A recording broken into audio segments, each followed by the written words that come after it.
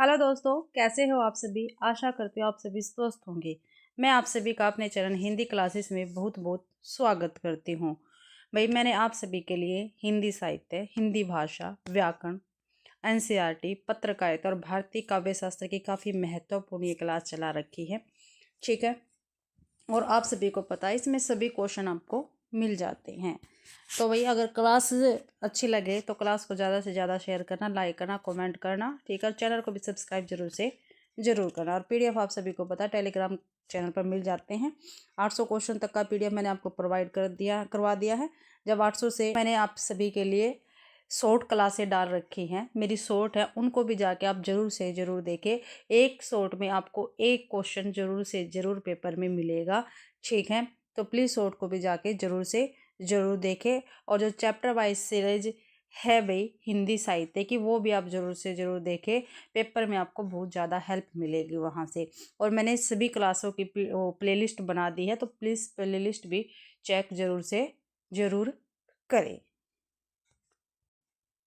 तो अभी class start करते हैं।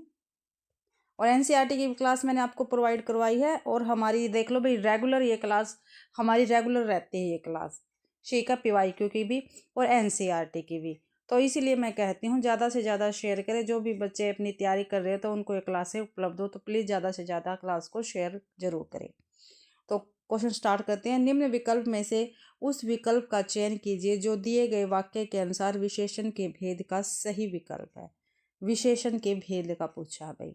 ठीक है। मुझे खाना बनाने के लिए थोड़ा सा सामान चाहिए।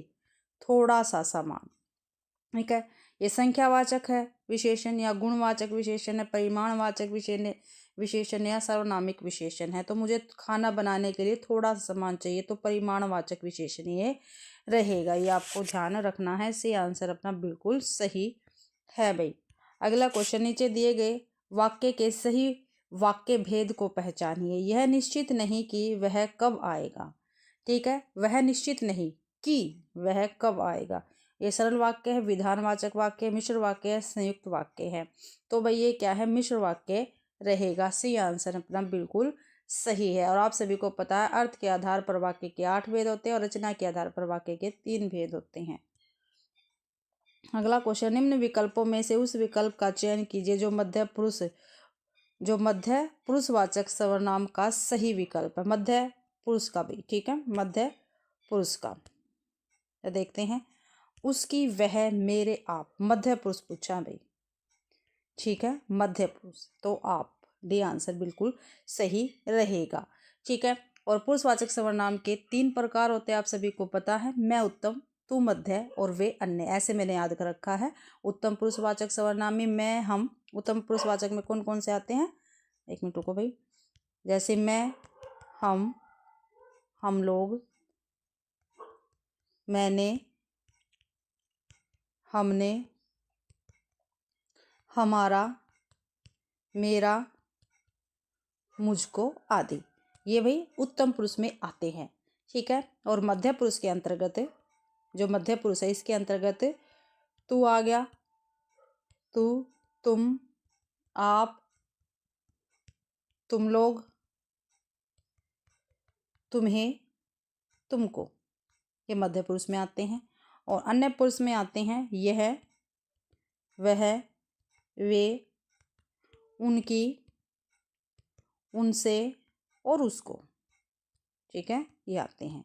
ये आपको ध्यान रखना है। तो मैंने कैसे याद कर रखा है, आपको भी वैसे याद रखना है। मैं उत्तम, तो मध्य, वे अन्य। ऐसे आपको याद रखना पुरुषवाचक सर्वनाम के 3 प्रकार, उत्तम पुरुष, मध्यम पुरुष और अन्य पुरुष।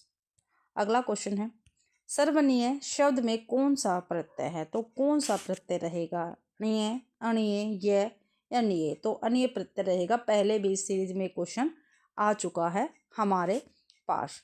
तो सर्व प्लस में अनीय प्रत्यय रहेगा। ठीक है। और प्रत्यय आपको पता है क्या होते हैं, जो शब्दांश के पीछे लगकर विशेष अर्थ प्रकट करते हैं उसको प्रत्यय कहते हैं। अगला क्वेश्चन है, निम्न विकल्पों में से उस विकल्प का चयन कीजिए जो दिए गए वाक्य के अनुसार वाक्य भेद का सही विकल्प है। एक वाक्य भेद का सही विकल्प वो हमें बताना है। संदीप मुझसे कहता है कि मेरे घर आओ। ठीक है, संदीप मुझसे कहता है कि मेरे घर आओ। तो मिश्र वाक्य है, संयुक्त वाक्य है, संकेतवाचक या सरल वाक्य है। तो भाई ये क्या है, मिश्र वाक्य रहेगा। और जिस बच्चे ने भी पहले की क्लासें नहीं देखी तो प्लेलिस्ट बनी हुई है, चैनल पर जाके सारी की सारी क्लासें मिल जाएंगी, तो आप उनको जरूर से जरूर देखें भाई। अगला क्वेश्चन है, विषय द्वारा की गई क्रियाओं और वह शतान जो रस निष्पत्ति में सहायक होते हैं उन्हें क्या कहते हैं। तो क्या कहते हैं, आलंबन विभाव, अनुभाव, स्थायी भाव या उद्दीपन। तो इसको उद्दीपन कहेंगे। विषय द्वारा की गई क्रियाओं और वह शतान जो रस निष्पत्ति में सहायक होते हैं उन्हें उद्दीपन विभाव कहते हैं। और रस के कितने अवयव होते हैं, 4 अवयव होते हैं। ठीक है, 4 अंग या 4 भेद होते हैं। ठीक है, कौन कौन से, स्थायी भाव, विभाव, अनुभाव, ठीक है, और फोर्थ है संचारी भाव, और इसको ही कह देते हैं व्यभिचारी भाव। ठीक है, ये ध्यान रखना है आपको। अगला क्वेश्चन है, निम्न विकल्पों में से उस विकल्प का चयन कीजिए जो भाववाचक संज्ञा का सही विकल्प नहीं है। ठीक है, भाववाचक संज्ञा का सही विकल्प नहीं है वो हमें बताना है। आप सभी को पता है संज्ञा 5 प्रकार की होती है, व्यक्तिवाचक संज्ञा, जातिवाचक संज्ञा, द्रव्यवाचक संज्ञा, समूहवाचक संज्ञा और भाववाचक संज्ञा। तो यहाँ पर भाववाचक संज्ञा का उदाहरण पूछा है। ठीक है, कौन सा नहीं है, सिलाई है, भ्रातृत्व है, दानवता है, लेकिन शुद्ध नहीं है। ठीक है, दी आंसर सही रहेगा। अगला क्वेश्चन, निम्न विकल्पों में से उस विकल्प का चयन करें जो अधि उपसर्ग से बना सही शब्द है। अधि उपसर्ग से बना सही शब्द है वो हमें बताना है। तो अत्यंत तो नहीं है भाई, अध्यक्ष भी नहीं है। ठीक है, सॉरी भाई, एक मिनट देखते हैं। अत्यंत तो नहीं है क्योंकि अति प्लस में अत्यंत, तो अध्यक्ष रहेगा भाई। अधि प्लस में अक्ष, अध्यक्ष। ठीक है, ये इसमें तो अनुपयुक्त अन आ गया, अन प्लस में उपयुक्त। ठीक है, आघात तो आ गया सीधा, तो भाई उपसर्ग भी वाला ठीक रहेगा। ठीक है, आपको ध्यान रखना है।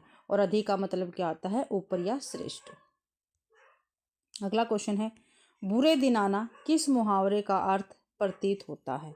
बुरे दिन आना किस मुहावरे का अर्थ प्रतीत होता है। तो किस मुहावरे का अर्थ प्रतीत होता है भाई, डर से कांपना, तंग आना, पस्त होना, तालू में दांत जमना। तो भाई डी आंसर बिल्कुल सही रहेगा, तालू में दांत जमना। ठीक है, मुहावरे का अर्थ क्या है, बुरे दिन आना। ठीक है, ये आपको ध्यान रखना। और डर से कांपना, डर से कांपना, ठीक है, इसका क्या अर्थ होगा, थरथरी छूटना। ठीक है, डर से कांपना, थरथरी छूटना, ये मुहावरा है, थरथरी छूटना। ठीक है, तंग आना, इस मुहावरे का अर्थ क्या है, परेशान हो जाना। तंग आने का क्या है, परेशान हो जाना। पस्त करना, हरा देना या परास्त हो जाना। ठीक है, अगला क्वेश्चन है, निम्नलिखित विकल्पों में से विधानवाचक वाक्य का सही विकल्प चुनिए। विधानवाचक जो वाक्य है इसका, ठीक है, ये आपको ध्यान रखना। क्या उसने काम कर लिया, ये क्या है, ये तो प्रश्नवाचक है भाई। जापान एक देश है। ठीक है, जापान एक देश है। ठीक, आगे देखते हैं, मैंने अब तक कुछ नहीं खाया है। तो ये तो निषेधवाचक है। ठीक है, निषेधवाचक है ये तो, मैंने अभी तक कुछ नहीं खाया। राम का मकान उधर है। तो क्या है, राम का मकान उधर है, तो क्या किया गया है, संकेत। तो ये संकेतवाचक है। तो भाई बी आंसर बिल्कुल सही रहेगा, जापान एक देश है, ये विधानवाचक वाक्य है भाई। ठीक है, बी आंसर अपना सही रहेगा। अगला क्वेश्चन है, कान उमेटना। क्या भी कान उमेटना मुहावरे का अर्थ क्या है। डींग मारना, दंड देना, बात फैलाना या शपथ लेना। कान उमेड़ने का अर्थ क्या है, देखो हम ऐसे बच्चे को कान पकड़ के ऊपर नहीं कर देते, कान उमेड़ना, तो क्या करते हैं, दंड देते हैं उसको। ठीक है, बी आंसर अपना बिल्कुल सही रहेगा। अगला क्वेश्चन देखते हैं, सागर सा गंभीर हृदय हो, गिरी सा ऊंचा हो जिसका मन। इस पंक्ति में कौन सा अलंकार, क्या भाई, सागर सा गंभीर हृदय हो, गिरी सा ऊंचा हो जिसका मन इस पंक्ति में कौन सा अलंकार है? तो इसमें कौन सा अलंकार होगा? सा आ गया तो उपमा अलंकार। ठीक है, सी आंसर अपना बिल्कुल सही रहेगा। और उपमा अलंकार कहाँ पे हो किसे कहते हैं? अत्यंत सादृश्य के कारण सर्वथा भिन्न होते हुए भी जहाँ एक वस्तु या प्राणी की तुलना दूसरी प्रसिद्ध वस्तु या प्राणी से की जाती है, वहाँ पर उपमा अलंकार होता है। ठीक है, और ये आपको इनके वाचक शब्द देख लेने हैं। अगला क्वेश्चन, निम्न विकल्पों में से उस विकल्प का चयन कीजिए जो द्रव्यवाचक संज्ञा का सही विकल्प है। द्रव्यवाचक संज्ञा, परिवार, फूल, दाल, सेना। जो दाल है ये द्रव्यवाचक संज्ञा का सही विकल्प होगा। सी आंसर बिल्कुल सही रहेगा भाई। अगला क्वेश्चन है, जहाँ न वाच्यार्थ काम करे और न लक्ष्यार्थ, अर्थात जहाँ शब्द का न तो लोक प्रसिद्ध अर्थ काम करे और न ही तत्व संबंधी विशेष अर्थ, वहाँ कौन सी शब्द शक्ति होती है? तो वहाँ पर कौन सी शब्द शक्ति होती है भाई? अभिधा, व्यंजना, रूढ़ा या प्रयोजनवती। तो वहाँ पर भी व्यंजना शब्द शक्ति होती है। अपना बी आंसर बिल्कुल सही रहेगा। अगला क्वेश्चन है, उदित उदय गिरि मंच पर रघुवर बाल पतंग, विकसे संत सरोज सब हर्षे लोचन भृंग। इस पंक्ति में कौन सा अलंकार है? तो भाई इस पंक्ति में विभावना अलंकार है, अतिशोक्ति है, भ्रांति है या रूपक है? तो इसमें भी रूपक अलंकार रहेगा। ठीक है, रूपक अलंकार क्यों रहेगा? जो उदयगिरी है, ठीक है, इस पर मंच, उदयगिरी मंच पर, ठीक है, उदयगिरी पर मंच का, रघुवर पर बाल पतंग का, ठीक है, रघु पर बाल पतंग का, संतों पर सरोज का, ठीक है, एवं लोचनों पर भृंग का क्या है? आरोप या अभेद हुआ है, इसलिए यहाँ पर रूपक अलंकार होगा। अगला क्वेश्चन है, निम्न विकल्पों में से उस विकल्प का चयन कीजिए जो दिए गए वाक्य के अनुसार वाक्य भेद का सही विकल्प है। ठीक है, वाक्य भेद का सही विकल्प है। उसमें अच्छाई थी इसलिए उसका सब जगह आदर सत्कार होता था। ठीक है, उसमें अच्छाई थी इसलिए सब जगह उसका आदर सत्कार होता था। ये क्या है? तो भैया क्या है? संयुक्त वाक्य रहेगा। ए आंसर अपना बिल्कुल सही है। और रचना के आधार पर वाक्य के कितने भेद होते हैं? 3 होते हैं, सरल वाक्य, मिश्र वाक्य, ठीक है, और संयुक्त वाक्य। अगला क्वेश्चन है, नीचे भाई एक अवतरण दे रखा है, इसको ध्यानपूर्वक हमें पढ़ना है, फिर इससे संबंधित जो क्वेश्चन आंसर है वो हमें करने हैं। देखते हैं, हमारे विशाल देश में हिमालय की अनंत हिम राशि ने जिन नदियों को जन्म दिया है उनमें उत्तरापथ को सींचने वाली गंगा और यमुना नाम की नदियां जीवन की धमनियों की तरह है। ये हमारे इतिहास चैतन्य की साक्षी रही है। क्या भी ये हमारे इतिहास चैतन्य की साक्षी रही है। उनकी गोद में हमारे पूर्वजों ने सभ्यता के आंगन में अनेक नए खेल खेले हैं। उनके तटों पर जीवन का जो प्रवाह हुआ है वह जीवंत है। भारत भूमि हमारी माता है और हम उसके पुत्र हैं। यह सच्चाई हमारे रोम रोम में बंधी हुई है। नदियों की अंतर्वृद्धि में पनपने वाले आदि युग के जीवन पर हम अब जितना अधिक विचार करते हैं, हमको उस अपने विकास और वृद्धि की सनातन जड़ों का पृथ्वी के साथ संबंध उतना ही अधिक घनिष्ठ जान पड़ता है।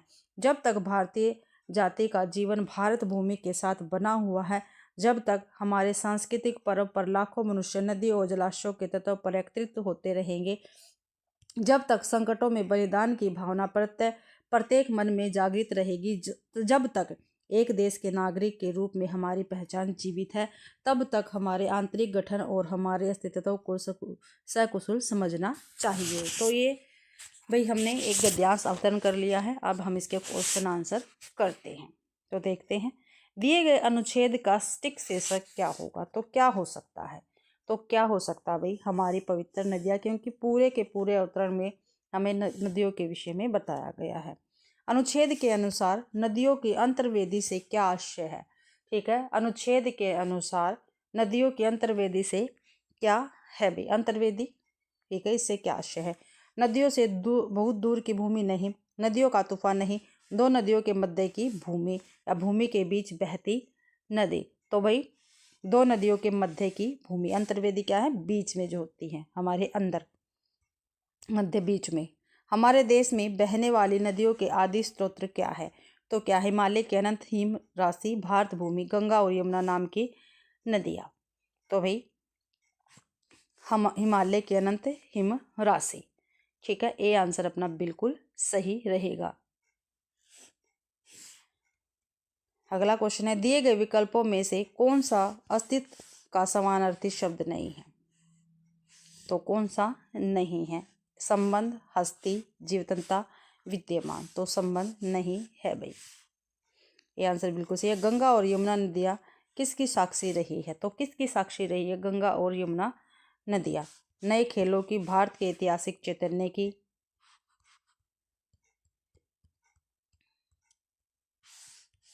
पूर्वजों की, या भारत के ऐतिहासिक चैतन्य की? तो भारत के ऐतिहासिक चैतन्य की साक्षी रही है गंगा और यमुना नदियाँ भाई, ये आंसर सही है। आगे काव्यांश दे रखा, इसे पढ़कर हमें क्वेश्चन आंसर करने हैं। और आप सभी को पता, आपके पेपर में पूछे जाते हैं दोनों ही ये, ठीक है, ये आपको ध्यान रखना, इसलिए मैं आपको करवाने लग रही हूँ, ठीक है। और हमारे ये सीरीज का हिस्सा भी है। महाप्रलय की अग्नि साथ लेकर जो जग में आए, विश्व बलि शासन का भय जिनके आगे शरमाए, चले गए जो शीश चढ़ाकर अर्घ दिया प्राणों का, चले मंजारों पर हम उनकी दीपक एक जलाए, टूट गई बंधन की कड़िया स्वतंत्र की बेला, लगता है मन आज हमें कितना अवसन अकेला, जीत गए हम जीता विद्रोही अभिमान हमारा, प्राणदान से शुद्ध तरंगों को मिल गया किनारा, उदित हुआ रवि स्वतंत्रता का व्योम उगलता, जीवन आज़ादी की आग अमर है घोषित करता कण कण, कईयों के अधरों पर पतले पलते रहे विलासी कायर, उधर मृत्यु पैरों से बांधे रहा जूझता यौवन, उस शहरी यौवन की सुधी हम क्षण भर को न बिसारे, उसके पग चिन्हों पर अपने मन में मोती वारे। तो अब हम क्या है क्वेश्चन आंसर करेंगे। अनुच्छेद के अनुसार विश्व बलि शासन किसे कहा गया है? तो भाई अनुच्छेद के अनुसार विश्व बलि शासन किसको कहा गया है? तो ब्रिटिश शासन को कहा गया है, क्योंकि उसी समय का ये पद्यांश लिया गया है। कवि किन की मजारों पर दीपक जलाने का आह्वान कर रहा है? तो कवि किन की मजारों पर दीपक जलाने का आह्वान कर रहा है? बेड़ियों में फंसे लोगों की नहीं, महाप्रलय में ध्वस्त नहीं, शहीदों की मजारों पर दीपक जलाने का आह्वान कर रहा है कवि, सी आंसर सही है। अनुच्छेद के अनुसार शहीदों के बलिदान से हमें क्या प्राप्त हुआ है? ठीक है, तो अनुच्छेद के अनुसार ही हमें बताना है, ठीक है, शहीदों के बलिदान से हमें क्या प्राप्त हुआ है? तो क्या? मोती, जूझता हुआ जीवन, कठिनाई, आज़ादी। तो हमें आज़ादी प्राप्त हुई है शहीदों के बलिदान से। अगला क्वेश्चन है, काव्यांश का उचित शीर्षक चुनिए। ठीक है, काव्यांश का उचित शीर्षक हमें बताना है। हमारा अभिमान, बंधन की कड़िया, शहीदों का बलिदान, या विश्व बलि शासक। तो शहीदों का बलिदान, सी आंसर अपना बिल्कुल सही रहेगा। अगला क्वेश्चन है, दिए गए विकल्पों में से कौन सा व्योम का समानार्थी शब्द नहीं है? व्योम का अंतरिक्ष, अधर, फलक या अवसाद। तो भाई अंतरिक्ष भी होता है, अधर भी होता है, फलक भी होता है, लेकिन अवसाद नहीं होता भाई व्योम का समानार्थी शब्द। ठीक है, ये आपको ध्यान रखना है। अगला क्वेश्चन है, निम्नलिखित में से कौन राम भक्ति शाखा के कवि नहीं है? राम भक्ति शाखा के कवि नहीं है, कौन से नहीं है? ठीक है, तुलसीदास, सूरदास, अगरदास, हृदय राम। जो सूरदास जी हैं ये राम भक्ति शाखा के कवि नहीं हैं। तुलसीदास, अगरदास और हृदय राम ये राम भक्ति शाखा के कवि है। जो सूरदास जी है ये कृष्ण भक्ति शाखा के प्रतिनिधि कवि है। ठीक है, कृष्ण भक्ति शाखा के है भाई सूरदास जी, ये आपको ध्यान रखना है। और सूरदास जी को ही पुष्टि मार्ग का जहाज कहा जाता है। ठीक है, बीजक किसकी रचनाओं का संग्रह? जो बीजक है ये किसकी रचनाओं का संग्रह? सूरदास, जायसी, कबीरदास या तुलसीदास? तो भाई कबीरदास की रचनाओं का संग्रह है बीजक। और इसमें साखी, शबद और रेमेनी का संकलन किया गया है। और बीजक का संपादन कबीर के ही शिष्य धर्मदास ने किया है। ठीक है, याद रखना है। और कबीरदास को ज्ञानाश्री शाखा का प्रतिनिधि कवि कहा जाता है या माना जाता है। अगला क्वेश्चन, निम्नलिखित में से कौन सा भूषण की रचना नहीं? भी कौन सी भूषण की रचना नहीं है? ठीक है, शिवा बावनी, रतन बावनी, शिवराज भूषण, छत्रसाल दशक। तो भाई रतन बावनी जो है ये भूषण की रचना नहीं है, बल्कि किसकी है? रीतिकालीन कवि कौन है? केशवदास। ठीक है, इनकी काफ़ी महत्वपूर्ण ये रचनाएं हैं। और केशवदास की और रचनाएं हैं जो काफ़ी महत्वपूर्ण हैं, काफ़ी बार पेपर में पूछी गई हैं। जैसे रसक प्रिया, रामचंद्रिका, कवि प्रिया, वीर सिंह, देवचरित्र, विज्ञान गीता, काफ़ी महत्वपूर्ण है भाई ये इनकी, केशवदास की विज्ञान गीता, जहांगीर जस चंद्रिका, ये काफ़ी बार पेपर में पूछी गई रचनाएं लिखवा रही हूँ मैं, जहांगीर जस चंद्रिका, और आपको रिकॉल होती रहेगी तो आपको याद रह जाएगी। नखशिख, वर्ण, छंदमाला, ठीक है, ये सभी केशवदास की रचनाएं हैं। और बाकी की शिवा बावनी, शिवराज भूषण तथा 76 दशक की किसकी रचनाएं हैं? भूषण जी की है। और भूषण जी क्या है? वीर रस के महत्वपूर्ण कवि हैं। अगला क्वेश्चन है, हरडे वाणी किसकी रचना का संग्रह है? जो हरडे वाणी है किसकी रचनाओं का संग्रह है? हरडे वाणी, रैदास, रज्जब, दादू दयाल या गुरु नानक? तो दादू दयाल की रचनाओं का संग्रह है हरडे वाणी, ठीक है। और इसका संपादन दादू दयाल के ही शिष्य है, किसने किया था? क्या नाम है उनका? संत, सॉरी एक मिनट भाई, रुको एक मिनट।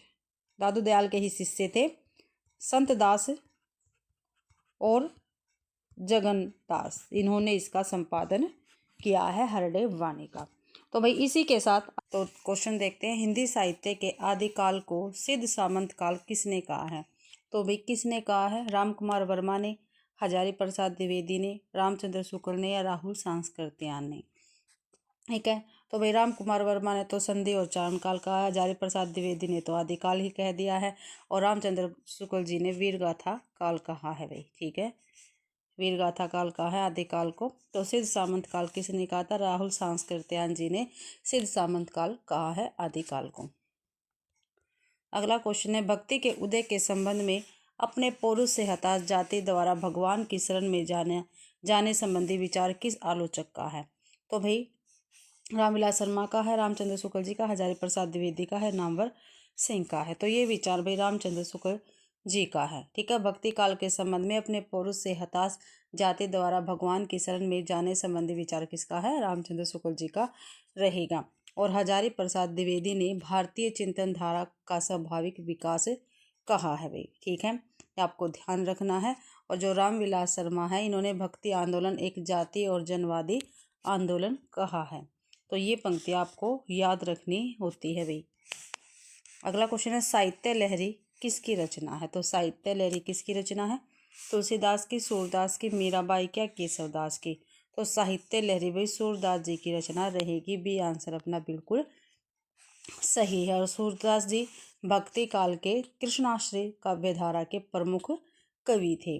और साहित्य लहरी का प्रकाशन वर्ष 1550 ईस्वी में, ठीक है, अलंकार और नायिका भेदों के उदाहरण प्रस्तुत करने वाले इसमें 118 दृष्टिकूट पद है, ठीक है, दृष्टिकूट पद है भाई। अगला क्वेश्चन है, काव्य रसायन के रचयिता कौन है? तो काव्य रसायन के रचयिता कौन रहेंगे ये आपको बताना है।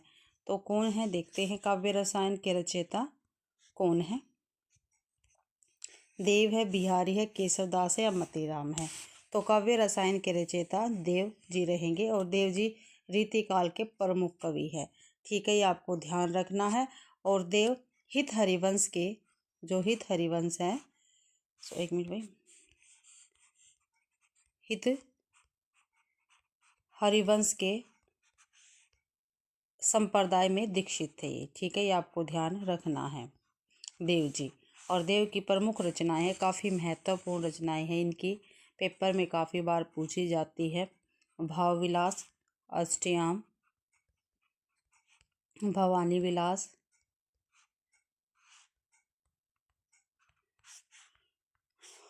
राग रत्नाकर, कुशल लाभ, सॉरी कुशल विलास है, लाभ नहीं, कुशल विलास है, देव चरित्र, प्रेम चंद्रिका। देखो प्रेम चंद्रिका तो देव कवि की है, ठीक है, और रामचंद्रिका किसके? केशवदास के, ये आपको ध्यान रखना है। इसमें काफ़ी कन्फ्यूजन होता है। रामचंद्रिका तो केशवदास के, प्रेम चंद्रिका देव कवि की रचना रहेगी, ठीक है। जाति विलास देव जी की है। रसविलास,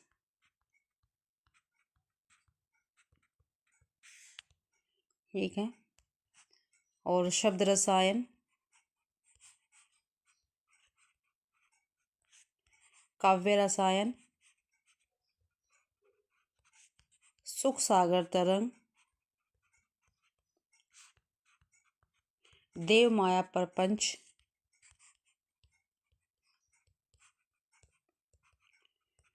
ठीक है, सुजान विनोद और प्रेम तरंग। ये देव जी की काफ़ी महत्वपूर्ण रचनाएं हैं जो मैंने आपको बताई हैं भाई। अगला क्वेश्चन है, रैदास के पद किस धार्मिक ग्रंथ में संकलित है? जो कवि रविदास या रैदास हैं, इनके जो धार्मिक ग्रंथ है वो कहाँ पर संकलित है? तो बाइबल में, आदि गुरु ग्रंथ साहिब में, या श्रीमद् भागवत गीता में, या कुरान में? तो रैदास के भाई 40 पद है। कितने? 40 पद है जो आदि गुरु ग्रंथ साहिब में संकलित है। और रैदास जो है जाति से क्या थे? चमार थे। और रामानंद के क्या थे? शिष्य थे भाई, ठीक है। रामानंद के प्रमुख शिष्यों में आते हैं रैदास जी, ठीक है, ये आपको ध्यान रखना है। और ये जो रैदास जी हैं ये आयु में कबीर से बड़े थे, ठीक है। अगर क्रम लगाने के लिए आए तो रैदास को हम कबीर से पहले रखेंगे, आपको ध्यान रखना है। और रैदास को मीराबाई का गुरु माना जाता है, ठीक है। काफ़ी बार क्वेश्चन में पेपर में क्वेश्चन आता है भाई, ठीक है। और जो रैदास है ये ज्ञानाश्री शाखा के, ठीक है, ज्ञानाश्री शाखा के संत कवि हैं। संत कवि की श्रेणी में ये आते हैं। अगला क्वेश्चन है, निम्नलिखित में से कौन सी रचना सेनापति की है? तो सेनापति की कौन सी रचना है? रसराज है, कवि रत्नाकर है, राम रसायन है, भाव विलास है। तो भाई कवि रत्नाकर सेनापति की प्रमुख रचना है। और सेनापति के 2 मुख्य ग्रंथ है भाई, ठीक है। जो 2 प्रमुख ग्रंथ है भाई, ये आपको ध्यान रखना है। एक तो कवि रत्नाकर हो गया और दूसरा है काव्य कल्पद्रुम, ठीक है। ये सेनापति के 2 काफ़ी महत्वपूर्ण ग्रंथ है। और जो कवि रत्नाकर है इसमें 5 तो तरंग है। कितनी भाई? 5 तरंग है। और 394 छंद है इसमें, ठीक है। और इनमें भाई राम कथा का वर्णन किया गया है, ठीक है। ये ध्यान रखना, 5 तरंग और 394 छंद में राम कथा का वर्णन है कवि रत्नाकर में भी, ठीक है। ये ध्यान रखना है। और इनकी दूसरी रचना मैंने कौन सी बताई? काव्य कल्पद्रुम। ये क्या है? ये रीति ग्रंथ है। क्या है? रीति ग्रंथ है भाई, काव्य कल्पद्रुम। अगला क्वेश्चन है, विद्यापति किसके दरबारी कवि थे? जो विद्यापति है ये किसके दरबारी कवि थे? तो किसके थे भी? श्री सिंह के, कीर्ति सिंह के, जय सिंह के, या माधो सिंह के? तो विद्यापति भाई कीर्ति सिंह के दरबारी कवि थे, ये आपको ध्यान रखना। और कीर्ति सिंह के साथ जो शिव सिंह है इनके भी दरबारी कवि थे, ठीक है, विद्यापति। और विद्यापति भाई आदिकालीन कवि हैं। विद्यापति जो है आदिकाल के कवि हैं, ठीक है। और इनके गुरु का नाम, जो विद्यापति इनके गुरु का नाम क्या था? हरिमिश्र था। और ये बिहार के दरभंगा जिला के विप्सी गांव के निवासी थे। कौन? विद्यापति। और इनकी महत्वपूर्ण रचनाएं हैं कीर्तिलता, पेपर में पूछी जाती है। कीर्तिलता, कीर्ति पताका, शैव सर्वस्व सार, गंगा वाक्यावली,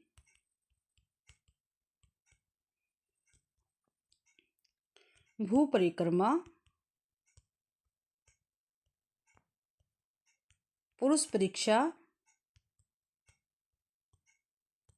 और पदावली। ये इनकी काफ़ी महत्वपूर्ण रचनाएं हैं। और जो पदावली इनकी रचना है विद्यापति की, ठीक है, इसकी भाषा कैसी है? मैथिली भाषा है। काफ़ी बार पेपर में पूछी गई है, ठीक है। और विद्यापति की प्रसिद्धि का कारण भी क्या है? ये पदावली ही है। और बच्चन सिंह ने, ठीक है, विद्यापति को क्या कहा है? जातीय कवि कहा है। काफ़ी बार मैं आपको बता भी चुकी हूँ और पेपर में भी आता है। एक बच्चन सिंह ने कहा है विद्यापति को जातीय कवि। अगला क्वेश्चन है, निम्नलिखित में से कौन सा काव्य भक्ति काल का नहीं है? तो भक्ति काल का इनमें से कौन सा काव्य नहीं है? संत काव्य, राम भक्ति काव्य, छायावादी काव्य, सूफी काव्य। तो भाई जो छायावादी काव्य है ये भक्ति काल का नहीं है। संत काव्य भी है, राम भक्ति काव्य भी और सूफी काव्य भी है भाई, ये आपको ध्यान रखना है। आप सभी को पता है जो भक्ति काल है इसको आचार्य रामचंद्र शुक्ल ने ठीक है किस प्रकार विभाजित किया है, देख लेते हैं। भक्ति काल को भाई दो भाग में विभाजित किया है, एक तो निर्गुण भक्ति, ठीक है, दूसरा सगुण, ठीक है। निर्गुण के अंतर्गत आते हैं दो फिर भाग, ज्ञानाश्रय शाखा, एक मिनट भाई सारा एक गायब हो गया, एक मिनट, ठीक है। फिर इनके अंतर्गत इसके अंतर्गत फिर दो आते हैं, एक तो आता है ज्ञानाश्रय, ज्ञानाश्रय शाखा, दूसरा है प्रेमाश्रय शाखा, ठीक है। ज्ञानाश्रय शाखा को संत शाखा भी कहते हैं, ठीक है, क्या भी संत शाखा कहते हैं, और प्रेमाश्रय को सूफी शाखा कहते हैं। जो सगुण भक्ति है इसमें दो शाखाएं आती है, कौन कौन सी? एक तो राम भक्ति और एक कृष्ण भक्ति, ठीक है। ठीक है, संत काव्य जो है, संत शाखा जो है, ठीक है, ये इसके प्रतिनिधि कवि कबीरदास हैं। सूफी के प्रतिनिधि कवि है मलिक मोहम्मद जायसी। राम भक्ति काव्य के प्रतिनिधि कवि है तुलसीदास, और कृष्ण भक्ति काव्य के प्रतिनिधि कवि है भाई सूरदास। अगला क्वेश्चन है घनानंद की रचना नहीं है, तो इनमें से कौन सी घनानंद की रचना नहीं है? सुजान सार, विरहविला, साहित्य सार या कोकसार। तो भाई जो साहित्य सार है ये घनानंद की रचना नहीं है। सुजान सार इन्हीं की है, विरहलीला इनकी है, कोकसार भी इन्हीं की रचना रहेगी। साहित्य सार किसकी रचना है? तो ये मतीराम जी की रचना रहेगी। किसकी है? मतीराम जी की रचना है। और मतीराम की रचनाएं और देख लेते हैं। एक तो साहित्य लहरी मतीराम की, फूल मंजरी हो गया, ठीक है, लक्षण श्रृंगार, रसराज काफ़ी महत्वपूर्ण रचना है मतीराम की, ललित ललाम काफ़ी महत्वपूर्ण रचना है, कोकसार आ गया है यहाँ पे, विरह लीला ये तो इसकी है भाई, घरानंद की है, ठीक है। और भाई सतसई है इन्हीं की, मतीराम की, अलंकार पंचासी का भी इन्हीं की है, वृत्त कौमुदी भी इन्हीं की है। घरानंद की ओर देख लेते हैं, ठीक है। सुजान ये आ गया, सुजान सार आ गया, विरह लीला आ गया, कोकसार आ गया, इश्कलता इन्हीं की है घरानंद की, ठीक है। वियोग वैली इन्हीं की है घरानंद की, योग वैली, कृपाल कंद इन्हीं की है, रस केली वल्ली भी घरानंद की रचना है भाई, और यमुना यश भी घरानंद की रचना है। अगला क्वेश्चन है निम्नलिखित में से कौन ज्ञानाश्रय शाखा के कवि नहीं है? ज्ञानाश्रय शाखा के कवि कौन नहीं है ये हमें बताना है। तो कबीरदास, कुतुबुन, रैदास या दादू। तो भाई जो कुतुबुन है ये ज्ञानाश्रय शाखा के कवि नहीं है, बल्कि ठीक है प्रेमाश्रय शाखा के ये कवि रहेंगे। प्रेमार्गी शाखा के ये कवि है कुतुबुन, आपको ध्यान रखना। प्रेमार्गी शाखा को सूफी शाखा भी कहते हैं, ठीक है। और कुतुबुन क्या है? अवधी भाषा में इन्होंने रचना लिखी थी मृगावती, ठीक है, अवधी भाषा की रचना है मृगावती, और इनकी प्रसिद्ध रचना है ये, ठीक है। और जो असाइत है इनकी रचना, असाइत, ठीक है, असाइत मुल्ला दाऊद, दामोदर कवि, जायसी, उस्मान, शेख नबी, कासिम शाह, नूरजहाँ, ये सभी भाई प्रेम मार्ग या सूफी काव्य धारा के काफ़ी महत्वपूर्ण कवि है। और ज्ञान मार्ग शाखा के कौन कौन से कवि है, ठीक है, कौन कौन से है? कबीरदास, नामदेव, रैदास, गुरु नानक, दादू दयाल, मलुकदास, सुंदरदास, ठीक है, ये ज्ञानाश्रय शाखा के प्रतिनिधि कवि रहेंगे। अगला क्वेश्चन निम्नलिखित में से कौन रीति मुक्त कवि नहीं है? तो इनमें से कौन रीति मुक्त कवि नहीं है वो हमें बताना है। तो रीति मुक्त कवि कौन से नहीं है? घनानंद, बोधा, आलम या बिहारी। तो बिहारी जो है ये रीति मुक्त कवि नहीं है, बल्कि भाई ये रीति सिद्ध कवि है। क्या है? रीति सिद्ध कवि है बिहारी दास, ठीक है। और इनकी काफ़ी महत्वपूर्ण रचना है बिहारी सतसई, ठीक है, बिहारी सतसई, ठीक है। और बिहारी सतसई में 719 दोहे हैं, कहीं कहीं पे 713 दोहे भी है भाई। और ये बिहारी दास की काफ़ी प्रमुख कृति है भाई, काफ़ी महत्वपूर्ण कृति है और इनकी प्रसिद्धि का कारण यही कृति है बिहारी सतसई। और बिहारी सतसई में नीति एवं श्रृंगार के दोहे संग्रहित है। ठीक है, ये आपको ध्यान रखना। घनानंद बोधा, आलम और ठाकुर ये सभी रीति मुक्त कवि हैं। अगला क्वेश्चन है, निम्नलिखित में से कौन अष्टशाप के कवि नहीं है। ठीक है, मैंने अष्टशाप के कवि आपको अच्छी प्रकार से करवाया है। और जिस भी बच्चे ने भी, ठीक है, हिंदी साहित्य की क्लासें नहीं देखी, मैंने प्लेलिस्ट बना रखी है थ्योरी प्लस में MCQ की, तो जाके देख लेना।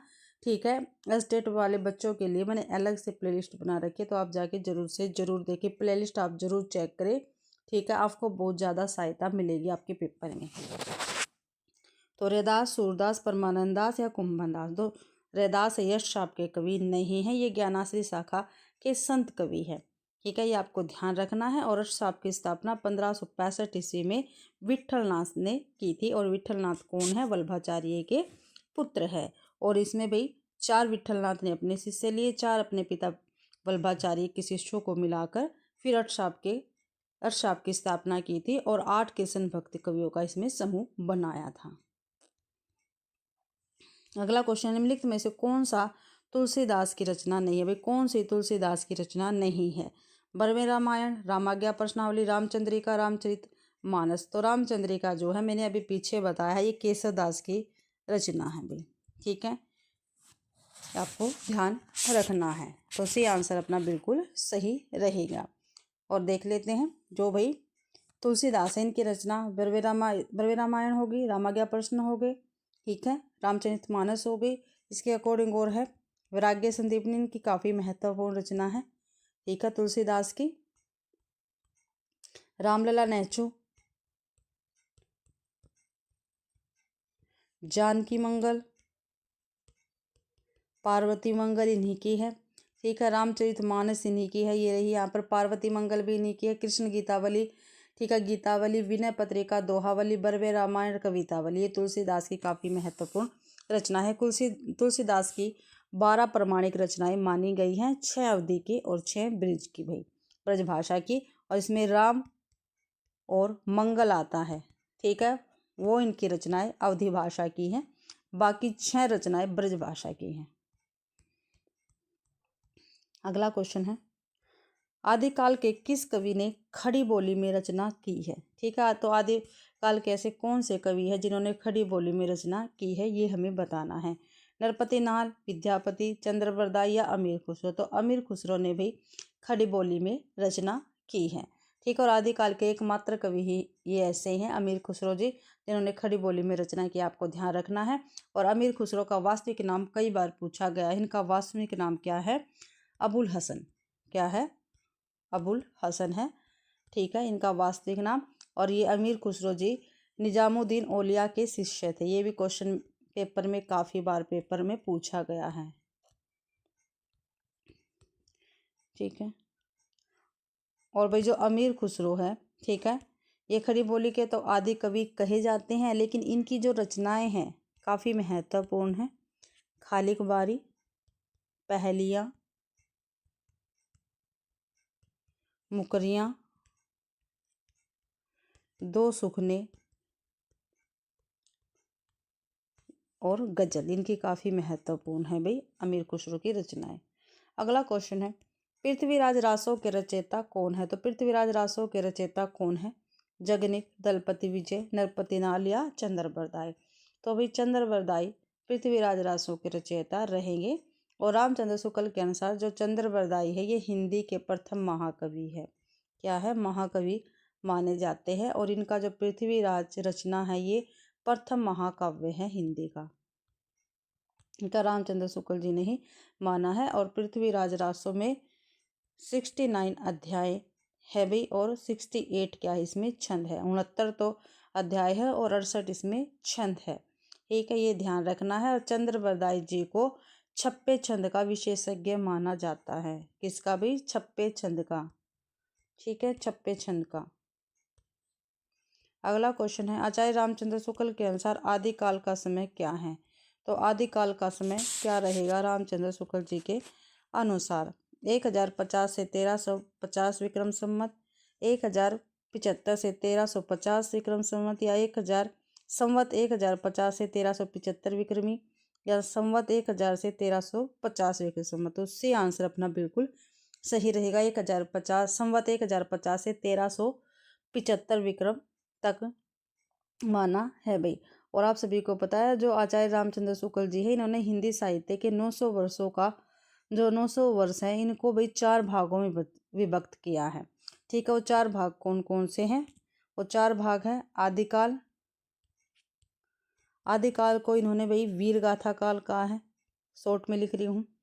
ठीक है, इसका समय माना है इन्होंने संवत 1050 से 1375 विक्रम संवत। यहाँ से लिखते हो रुको। आदिकाल को इन्होंने वीर गाथा काल कहा है। ठीक है, समय माना है संवत 1050 से 1375 विक्रम संवत भाई। फिर पूर्व मध्य काल, ठीक है, भक्ति काल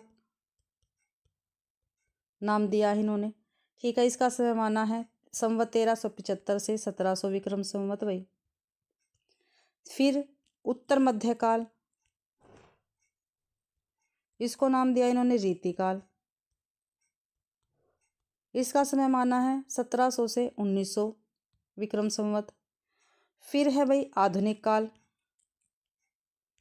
आधुनिक काल इसको इन्होंने कहा है गद्य काल, काफ़ी बार पेपर में पूछा जाता है। ठीक है, आधुनिक काल को रामचंद्र शुक्ल जी ने क्या कहा, तो गद्य काल कहा है। इसका समय माना संवत 1900 से 1985 विक्रम संवत भाई। ठीक है, ये आपको ध्यान रखना है। अगला क्वेश्चन है दूसरा सप्तक का प्रकाशन कब हुआ था। जो दूसरा सप्तक है इसका प्रकाशन कब हुआ था, तो 1953, 1952, 1951 या 1954। तो 1951 में दूसरे सप्तक का प्रकाशन हुआ था। ठीक है, और इसके संपादक कौन थे, सच्चिदानंद हीरानंद वात्स्यायन अज्ञे, और इन्होंने 4 सप्तकों का संपादन किया था। ठीक है, ये ध्यान रखना है। और मैं काफ़ी बार बता चुकी हूँ इनके बारे में। जिसे बच्चे ने क्लासें नहीं देखी तो प्लीज़ चैनल पर जाके प्लेलिस्ट बनी हुई है, क्लासें आप शुरू से लेके अंत तक ज़रूर देखें। और भाई जो शॉर्ट वीडियो डाल रखी है मैंने, प्लीज़ उन वीडियो को भी ज़रूर देखें। आपके एक शॉर्ट में एक क्वेश्चन है भाई। ठीक है, आपका एक क्वेश्चन वहाँ से बिल्कुल पक्का है, तो शॉर्ट ज़रूर देखें। अगला क्वेश्चन है आनंद कादम्बनी पत्रिका कौन निकालते थे। तो आनंद कादम्बनी पत्रिका कौन निकालते थे, बालकृष्ण भट्ट, भारतेंदु हरिश्चंद्र, प्रताप नारायण मिश्र या बद्री नारायण चौधरी प्रेमघन। तो डी आंसर अपना बिल्कुल सही रहेगा। बद्री नारायण चौधरी प्रेमघन क्या है, आनंद कादम्बनी पत्रिका निकालते थे। और ये एक मासिक पत्रिका थी। क्या थी, एक मासिक पत्रिका थी, और मिर्ज़ापुर से निकलती थी। और मिर्ज़ापुर कहाँ, उत्तर प्रदेश में। और 1881 से ये स्टार्ट हुई थी निकलना। और प्रेमघन ने मिर्ज़ापुर से ही नागरी निरद नामक एक साप्ताहिक पत्र भी निकाला था भाई। ये आपको ध्यान रखना है।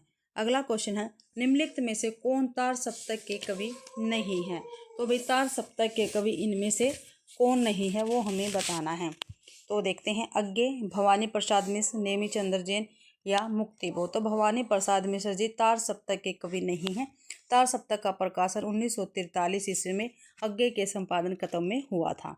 ठीक है, दूसरे का पीछे हमने देख लिया 1951 में हुआ था, 51 में।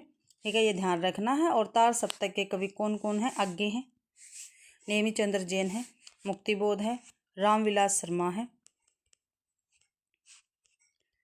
प्रभाकर माचवे हैं, गिरजा कुमार माथुर हैं, और भाई भारत भूषण अग्रवाल है। कौन है, भारत भूषण अग्रवाल।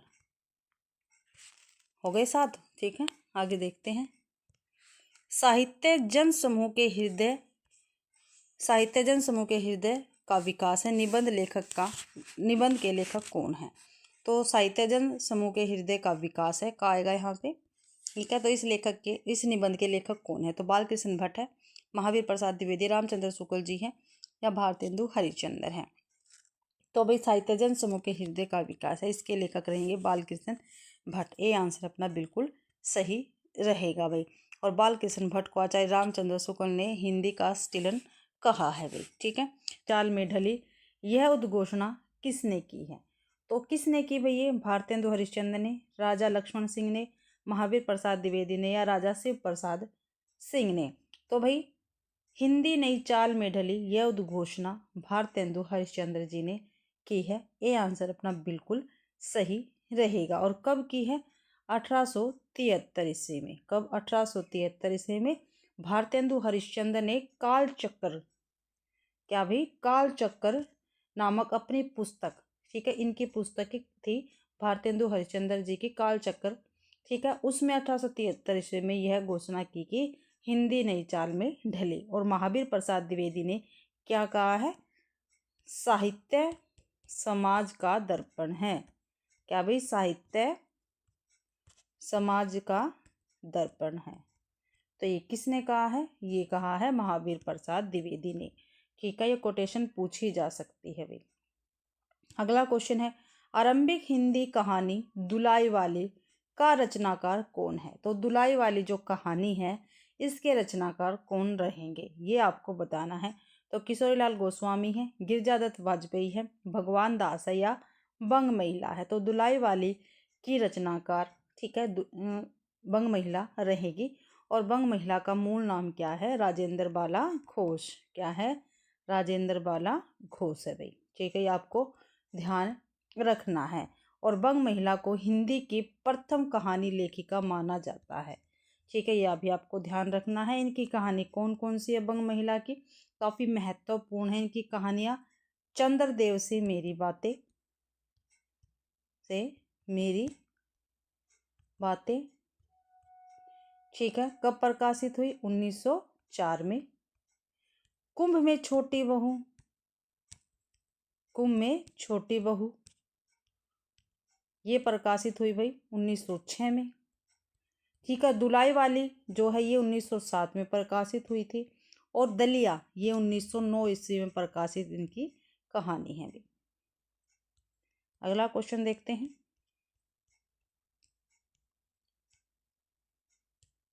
निम्नलिखित में से कौन सा जयशंकर प्रसाद का नाटक नहीं है? तो इसमें से कौन सा जयशंकर प्रसाद का नाटक नहीं है, ये हमें बताना है। तो भाई विशाख तो है, राजश्री भी है, ध्रुव स्वामी भी है। क्योंकि हम जयशंकर प्रसाद के नाटक कई बार दोहरा चुके हैं, इसलिए मैं आपको बता रही हूँ। जो सिंदूर की होली है ये जयशंकर प्रसाद का नाटक नहीं बल्कि किसका है? लक्ष्मी नारायण मिश्र जी का ये नाटक रहेगा। और काफ़ी महत्वपूर्ण नाटक है ये, ठीक है, काफ़ी बार पेपर में पूछा गया है। और जयशंकर प्रसाद के काफ़ी महत्वपूर्ण नाटक कौन कौन से हैं? सज्जन है, सज्जन हो गया, कल्याणी परिणय हो गया, करुणालय हो गया, प्रायश्चित हो गया, राजश्री, विशाख, अजातशत्रु, ठीक है, जन्मेजय का नागयज्ञ, कामना, ठीक है, सकंदगुप्त, एक घूट, एक घूट तो भाई इनकी एक वो है, एकांकी है, ठीक है, चंद्रगुप्त और ध्रुव स्वामी, इनके काफ़ी महत्वपूर्ण नाटक हैं। अगला क्वेश्चन, निम्नलिखित में से कौन सा नागार्जुन की रचना नहीं है? तो नागार्जुन जी की रचना कौन सी नहीं है इसमें से, वो हमें बताना है। तो हजार हजार बाहों वाली ये तो है भाई नागार्जुन की जी की। पुरानी जूतियों का कोर्स ये भी है। खिचड़ी विप्लव देखा ये भी है भाई नागार्जुन जी की रचना। तो फूल नहीं रंग बोलते हैं, कहाँ पर बोलते हैं? केदार में। तो केदारनाथ अग्रवाल की रचना रहेगी फूल नहीं रंग बोलते हैं। ठीक है, नागार्जुन जी की तीनों रचनाएं हैं। ठीक है, फूल नहीं रंग बोलते ही केदारनाथ अग्रवाल जी की रचना है। और नागार्जुन जी की इनसे अलावा रचनाएं कौन कौन सी जो पेपर में पूछी जाती है? युग धारा काफ़ी बार पूछी गई है। और केदारनाथ अग्रवाल की युग की गंगा, ठीक है, ध्यान रखना, इसमें काफ़ी कंफ्यूज होते हैं बच्चे। ठीक है, सतरंगे बाहु वाली, ठीक है, सतरंगे सॉरी पंखों वाली है, बाहु वाली नहीं, पंखों वाली, सतरंगे पंखों वाली। ठीक है, प्यासी पथराई आंखें, भस्मांकुर, तालाब की मछलियाँ, ठीक है, तुमने कहा था, और ये तो है ही भाई। ठीक है, नागार्जुन जी की काफ़ी महत्वपूर्ण रचनाएं रहेगी। केदारनाथ अग्रवाल की कौन कौन सी है? युग की गंगा तो मैंने आपको बता दिया, युग की गंगा है इनकी काफ़ी महत्वपूर्ण रचना भी, काफ़ी बार पेपर में पूछी गई है। नींद के बादल केदारनाथ अग्रवाल की काफ़ी महत्वपूर्ण रचना है। लोक और आलोक ये भी इनकी काफ़ी महत्वपूर्ण रचना है। फूल नहीं रंग बोलते हैं, ये तो यहीं पे है हमारा। आकाइना, गुल मेहंदी इनकी काफ़ी महत्वपूर्ण रचना है भाई, गुल मेहंदी। ठीक है, पंख और पतवार काफ़ी महत्वपूर्ण है। बम्बई का रक्त स्नान ये भी काफ़ी महत्वपूर्ण रचना है, बम्बई का रक्त स्नान। ठीक है, हे मेरी तुम ये भी इनकी काफ़ी महत्वपूर्ण रचना है। मार प्यार की थापे और कहे केदार खरी खरी ये भी इनकी महत्वपूर्ण रचनाएं रहेंगी भाई। अगला क्वेश्चन है, आधे अधूरे नाटक के रचनाकार कौन है? यानी आधे अधूरे नाटक के रचनाकार कौन है, लेखक कौन है? लक्ष्मी नारायण लाल है, उदय शंकर भट्ट है, मोहन राकेश है, जयशंकर प्रसाद है। तो आधे अधूरे नाटक के रचनाकार मोहन राकेश जी रहेंगे। यह काफ़ी महत्वपूर्ण नाटक है भाई ये आधे अधूरे नाटक। और आधे अधूरे नाटक को समकालीन, क्या भाई, समकालीन जिंदगी का पहला नाटक पहला सार्थक नाटक कहा जाता है। ये आपको ध्यान रखना है भाई, काफ़ी बार पेपर में पूछी गई कोटेशन है। ठीक है, आधे अधूरे नाटक को समकालीन जिंदगी का पहला सार्थक नाटक कहा जाता है और 1969 में ये प्रकाशित हुआ था भाई। ठीक है, और मोहन राकेश के और नाटक है आषाढ़ का एक दिन, लहरों के राजहंस। ठीक है, काफ़ी महत्वपूर्ण नाटककार है भाई मोहन राकेश। अगला क्वेश्चन है, प्रयोगवाद की प्रवृत्ति नहीं है, तो इनमें से कौन सी प्रयोगवाद की प्रवृत्ति नहीं है, ये हमें बताना। क्षणवाद, बौद्धिकता, ठीक है, ये तो है भाई। पारंपरिक उपमानों का प्रयोग या दुखवाद, तो सी जो है ये प्रयोगवाद की प्रवृत्ति में नहीं आती है। ठीक है, क्षणवाद है, बौद्धिकता, दुखवाद ये प्रयोगवाद की प्रवृत्ति में आती है। और इसके अलावा प्रयोगवाद की और भी प्रवृत्तियां हैं, जैसे अहमवादी प्रवृत्ति का प्राधान्य था भाई। ठीक है, प्रयोगवाद में यथार्थवाद का आग्रह, ये प्रवृत्तियां हैं प्रयोगवाद की। ठीक है, निराशावाद, बौद्धिकता तो मैंने आपको बता दिया ऊपर। उपमानों की नवीनता थी। साधारण विषयों का निरूपण और भाषा का प्रयोग ये प्रयोगवाद की प्रवृत्ति थी भाई। अगला क्वेश्चन है, निम्नलिखित में से क्या छायावाद की विशेषता नहीं है? तो छायावाद की इसमें से कौन सी विशेषता नहीं है, ये आपको बताना है। तो व्यक्तिकता तो है, कल्पना भी है, रहस्य भी है, लेकिन इतिवृत्तात्मकता ये छायावाद की विशेषता नहीं है, बल्कि ये द्विवेदी युग की प्रमुख विशेषता है भाई। ठीक है, काफ़ी बार पूछा गया है, द्विवेदी युग की काफ़ी महत्वपूर्ण विशेषता के अंतर्गत आती है इतिवृत्तात्मकता। ठीक है, और आप सभी को पता है ये सभी छायावाद की प्रवृत्ति के अंतर्गत आएगी। और छायावाद को जो जयशंकर प्रसाद है, सूर्यकांत त्रिपाठी निराला, स्मितानंदन पंत है तथा महादेवी वर्मा है, इनको छायावाद के 4 स्तंभ के रूप में जाना जाता है। ठीक है, अगला क्वेश्चन है, शिव शंभू का चिट्ठा कौन लिखते थे? तो कौन लिखते थे? बालकृष्ण भट्ट, श्याम सुंदर दास, भारतेंदु हरिश्चंद्र, बाल मुकुंद गुप्त। तो भाई शिव शंभू का चिट्ठा बाल मुकुंद गुप्त ने 1904 से लेकर 1905 ईस्वी के बीच में भारत मित्र, ठीक है, भारत मित्र में शिव शंभू का चिट्ठा क्या था, प्रकाशित करवाया था। और ये किसके विषय में लिखा गया था? तो भाई उस समय जो गवर्नर जनरल थे लॉर्ड कर्जन, ठीक है, उनको संबोधित करके ये निबंध लिखा गया था शिव शंभू का चिट्ठा, ये आपको ध्यान रखना है। और आचार्य महावीर प्रसाद द्विवेदी जी ने लिखा है। ठीक है, अच्छी हिंदी बस एक व्यक्ति लिखता था, कौन भी? बाल मुकुंद गुप्त। ठीक है, ये आपको ध्यान रखना है, अच्छी हिंदी बस एक ही व्यक्ति लिखता था, वो कौन था? बाल मुकुंद गुप्त था, ये महावीर प्रसाद द्विवेदी जी ने कहा है।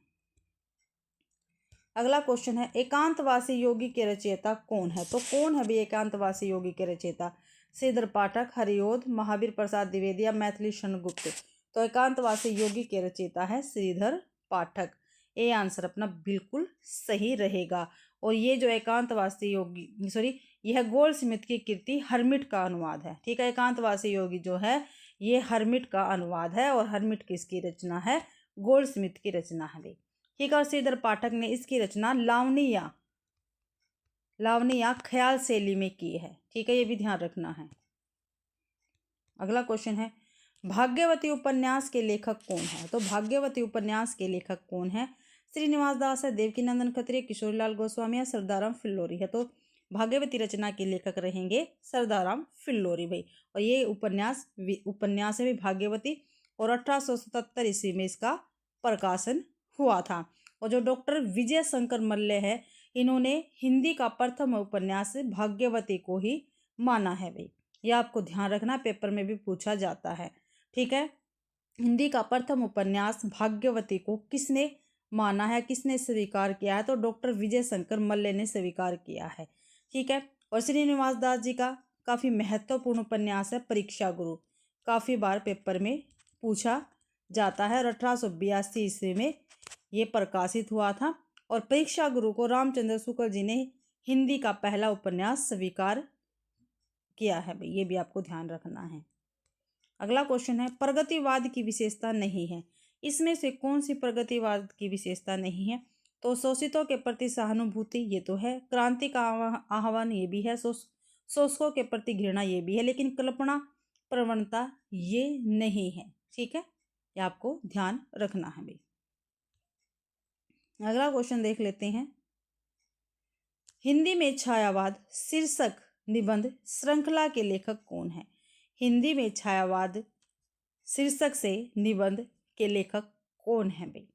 तो कौन है? मुकुटधर पांडे, रामचंद्र शुक्ल, महावीर प्रसाद द्विवेदी, नामवर सिंह। तो मुकुटधर पांडे रहेंगे हिंदी में छायावाद निबंध के लेखक भाई। ठीक है, ये आंसर अपना बिल्कुल सही है।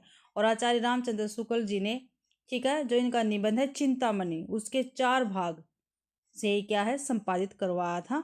और जबकि कल्पना की प्रवणता छायावाद की विशेषता में नहीं आता, ये आपको ध्यान रखना है।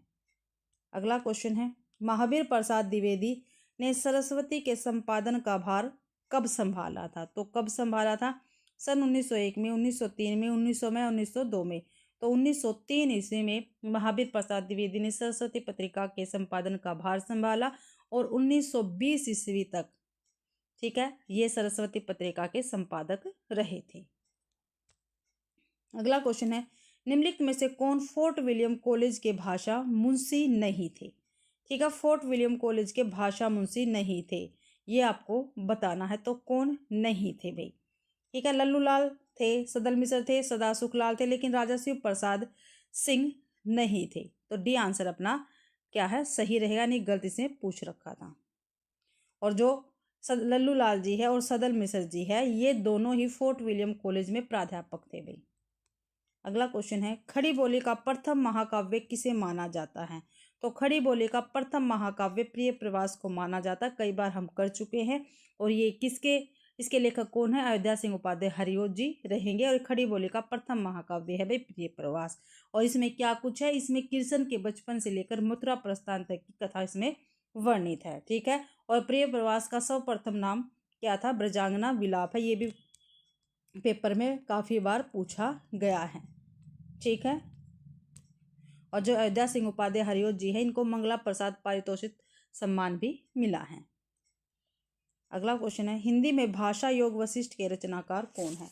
तो कौन है भाई हिंदी में भाषा योग वशिष्ठ के रचनाकार? तो राम प्रसाद निरंजनी है, लल्लू लाल जी, सदल मिश्र है, सदा सुखलाल है। तो भाषा योग वशिष्ठ के रचनाकार है राम प्रसाद निरंजनी, ये आंसर अपना बिल्कुल सही रहेगा।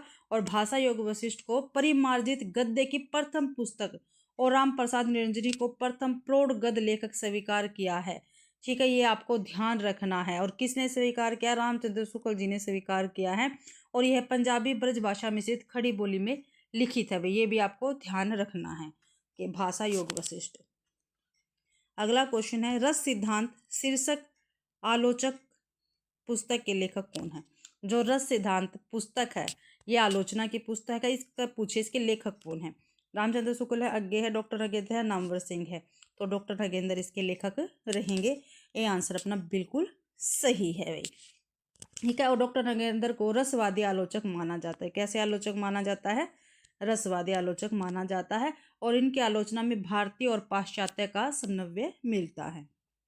अगला क्वेश्चन है, लंबी कविता असाध्य वीणा किसके द्वारा रचित है?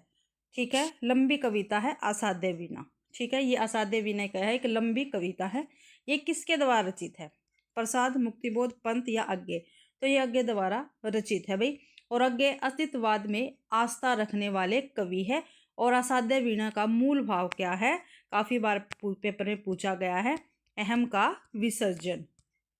ठीक है, ये असाध्य वीणा का मूल भाव है अहम का विसर्जन। अगला क्वेश्चन है, घनानंद की काव्य भाषा थी। तो घनानंद की भाई काव्य भाषा क्या थी, ये आपको बताना है। खड़ी बोली, अवधी, भोजपुरी या ब्रज भाषा। तो घनानंद की काव्य भाषा ब्रज भाषा रहेगी। ठीक है, डी आंसर अपना बिल्कुल सही है। और ये रीति मुक्त कवि थे। ठीक है, रीति मुक्त कवि थे कौन भाई, घनानंद। रीति काल के रीति मुक्त कवि थे घनानंद। और रामचंद्र शुक्ल जी ने इनके विषय में क्या कहा है, जो पेपर में काफी बार पूछा गया है। तो क्या कहा है भाई, घनानंद के विषय में कहा है, ये साक्षात रसमूर्ति और ब्रजभाषा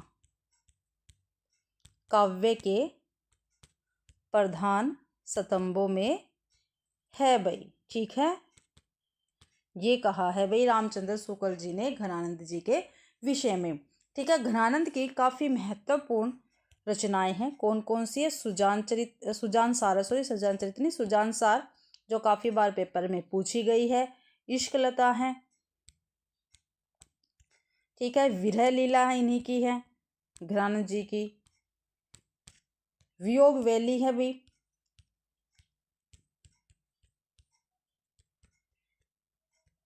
कोकसार है, इन्हीं की रचना है कोकसार।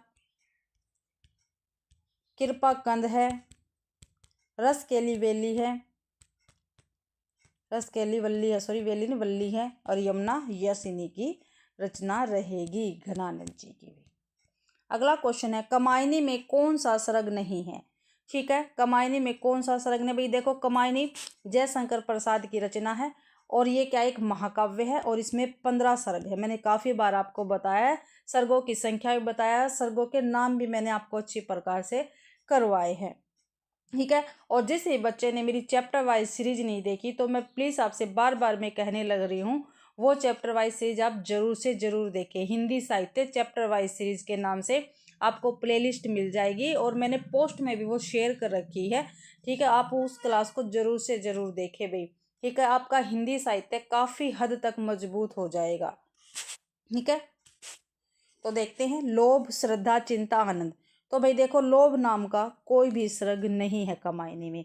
15 सर्ग है, चिंता से स्टार्ट होते हैं सर्ग और आनंद पे इसकी समाप्ति होती है। ठीक है, देख लेते हैं आज भी हम इसके 15 के 15 सर्ग। तो पहला चिंता, आशा, श्रद्धा, काम वासना, लज्जा। ठीक है, काम वासना, लज्जा, कर्म ईर्ष्या, ईड़ा, सौपन, संघर्ष, निर्वेद, दर्शन रहस्य और क्या है, आनंद। ठीक है, ये 15 के 15 सर्ग है भाई। चिंता, आशा, श्रद्धा, काम वासना, लज्जा, कर्म ईर्ष्या, ईड़ा, सौपन, संघर्ष, निर्वेद, दर्शन, रहस्य और आनंद। ये 15 सर्ग है भाई। ठीक है, कमायनी के। और कमायनी क्या एक महाकाव्य है और जयशंकर प्रसाद इसके लेखक रहेंगे। अगला क्वेश्चन है, महादेवी वर्मा का संस्मरणात्मक रेखा चित्र नहीं है। तो कौन सा नहीं है वो हमें बताना है। तो कौन सा नहीं है भाई, वो हमें बताना है। देखते हैं कौन सा नहीं है। अतीत के चलचित्र तो है भाई संस्मरण और श्रद्धांजलियाँ, ये नहीं है। पथ के साथ भी स्मृति की भी रेखाएं हैं, ये महादेवी वर्मा की है। लेकिन जो भी आंसर है ये महादेवी वर्मा जी का संस्मरण नहीं है। तो ये किसका है, तो भाई ये किसका रहेगा, ये रामधारी सिंह दिनकर जी का है। ठीक है, किनका है, रामधारी सिंह दिनकर जी का। ठीक है, बी आंसर अपना बिल्कुल सही है क्वेश्चन का। अगला क्वेश्चन है, कबीर की भाषा को सद्दू कड़ी किसने कहा है। तो कबीर की भाषा को भाई सद्दू कड़ी किसने कहा है, ये आपको बताना है।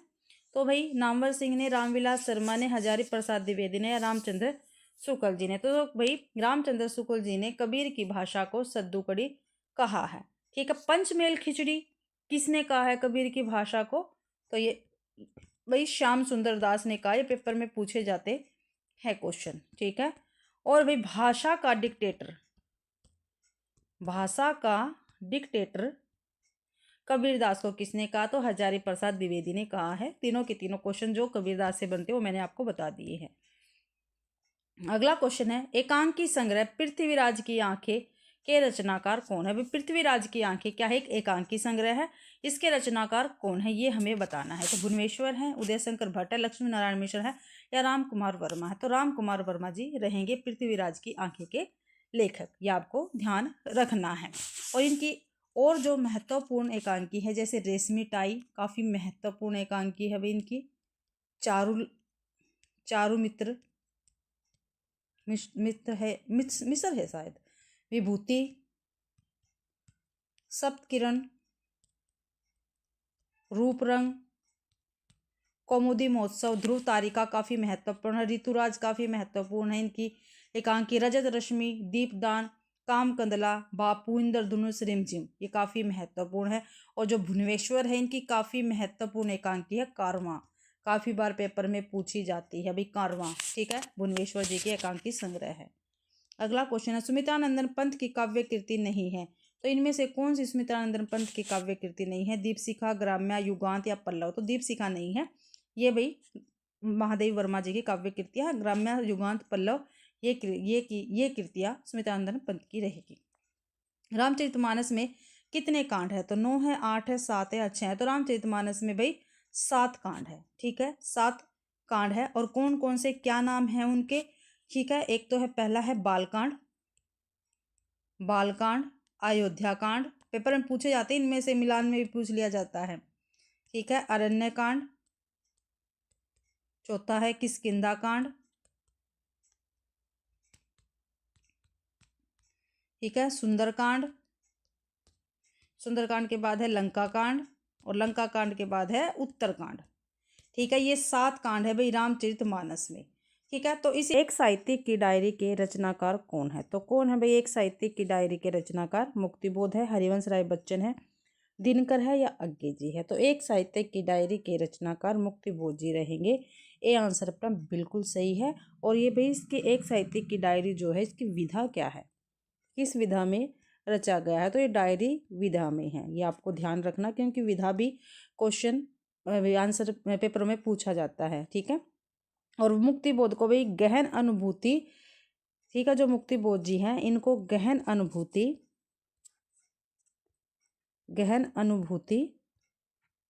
ठीक है एवं इंद्रिय बोध का कवि कहा जाता है। काफी बार पेपर में पूछा गया है। ठीक है, आपको ध्यान रखना है। और दिनकर की डायरी के लेखक कौन है? तो कौन रहेंगे? रामधारी सिंह दिनकर भाई। अगला क्वेश्चन है, निम्नलिखित में से किसको वात्सल्य रस के सम्राट माना जाता है? वात्सल्य रस के सम्राट भाई कौन से कवि को माना जाता है? कबीरदास को, जायसी को, सूरदास को, या तुलसीदास को? भाई वात्सल्य रस के सम्राट सूरदास जी को माना जाता है। आपको ध्यान रखना है। और इनकी काफी महत्वपूर्ण रचनाएं हैं, 3 है, काफी महत्वपूर्ण है भाई, और पेपर में पूछी भी जाती है। ठीक है, सूरसागर है, सूरसारावली है, ठीक है, और साहित्य लहरी है। ठीक है, साहित्य लहरी, ये भाई सूरदास की काफी महत्वपूर्ण 3 रचनाएं हैं। और रामचंद्र शुक्ल जी ने ही सूरदास को वात्सल्य और श्रृंगार के क्षेत्र का जितना अधिक उद्घाटन सूर ने बंद आंखों से किया है उतना किसी और कवि ने नहीं किया। वे इन क्षेत्रों का क्या है? कोना कोना झाँक आए है। ये रामचंद्र शुक्ल जी ने ही सूरदास जी के विषय में कहा। ये आपको कोटेशन याद रखनी है, क्योंकि पेपर में पूछी जाती है। वात्सल्य और श्रृंगार के क्षेत्र का जितना अधिक उद्घाटन सूर ने अपनी बंद आंखों से किया है किसी और ने नहीं। वे इन क्षेत्रों का कोना कोना झाँक आए हैं। तो रामचंद्र शुक्ल जी का कोटेशन है सूरदास जी के विषय में, आपको ध्यान रखना है। अगला क्वेश्चन है, कलम का सिपाही जीवनी किससे संबंधित है? तो किससे संबंधित है? देखो अभी कलम का सिपाही विधा क्या है? इसकी जीवनी विधा है। पूछा गया भाई किससे संबंधित है? प्रेमचंद्र से, निराला से, नागार्जुन से, रामविलास शर्मा से है। तो कलम का सिपाही जो जीवनी है ये प्रेमचंद्र जी से संबंधित है। ठीक है, प्रेमचंद्र जी से संबंधित है, ये आपको ध्यान रखना है।